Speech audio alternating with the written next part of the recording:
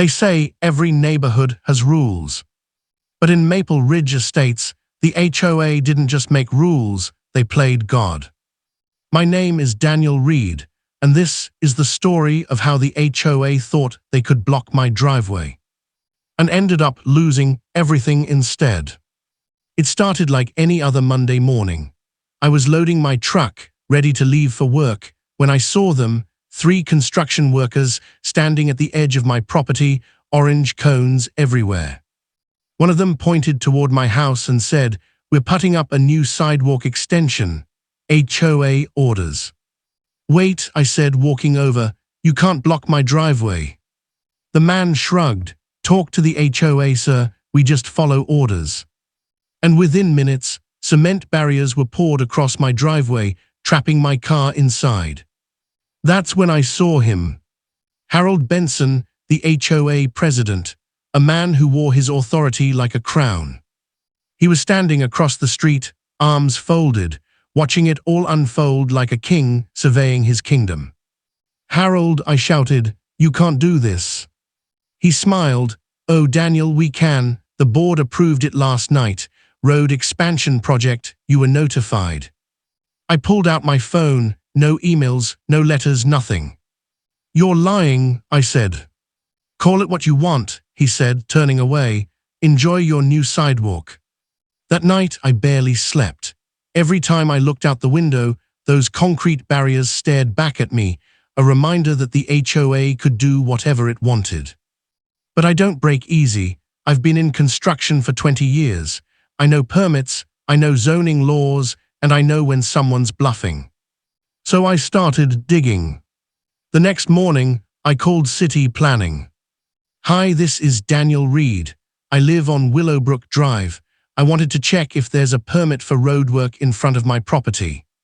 After a pause, the clerk said, "What's your address again?" I repeated it. "Sir, there's no permit issued for that location, none at all." That's when I smiled. I wasn't angry anymore.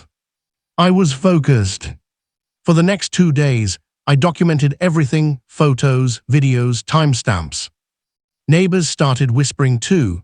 Turns out, Harold had been using HOA funds to make beautification projects, mostly in front of the homes of board members. But blocking my driveway, that was his biggest mistake. On day 3, I called in a favor. My friend Tom Alvarez, a local reporter, had covered shady HOA stories before. I showed him the evidence. He grinned. "Oh, this is good. They poured concrete without a permit." "Yep. Then let's make it public." That weekend, Tom ran a full news segment titled, "Local HOA President Under Investigation for Unauthorized Construction." The video showed aerial shots of my blocked driveway, the cement barriers, and my interview clip where I said, "They trapped my car without any legal notice." It spread fast. Within 24 hours, the city inspector came knocking. He walked up to the barriers, shaking his head. "No permit, no documentation. This is illegal construction on a residential driveway." I stood beside him, camera in hand. "What happens now?" He smirked. "They'll have to remove it at their own expense and pay fines." When Harold saw the inspector, his face drained of color. He tried to talk his way out of it, claiming it was a community upgrade. But the inspector wasn't buying it. "You violated city code, Mr. Benson," he said. "You'll be hearing from us." By sunset, the crew was back, this time tearing down the same barriers they'd built just days ago. I stood in my driveway, arms crossed, watching them work. Harold glared at me from across the street. "You didn't have to make a scene, Daniel." I said quietly, "You blocked my driveway, Harold. You made the scene." But I wasn't done.